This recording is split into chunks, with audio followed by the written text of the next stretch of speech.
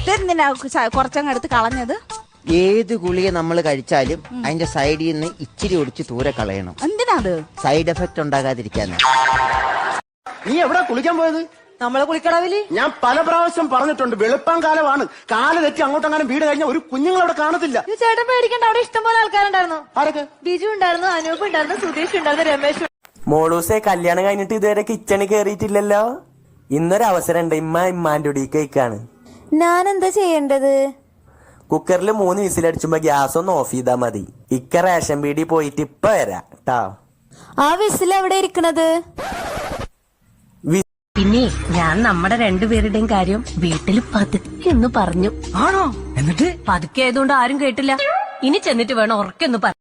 അപ്പൊ നീ എല്ലാം സമ്മതിച്ചു. നീ ഞാൻ പറയുന്ന പോലെ എഴുതി ഒപ്പിട്. I kindly regarding accepting all above matters. ഇതൊക്കെ ആരെ കൊണ്ടൊന്ന് പറയുമോ? നീ എഴുതണം. അത് കൊള്ളാം. 10ാം ക്ലാസ്സിൽ അച്ഛന്റെ പേര് പ്രഹ്ലാദൻ എഴുതാൻ അറിയാത്തേനെ തന്തയില്ല എന്നെഴുതി ഒപ്പിട്ടവളാ ഞാൻ.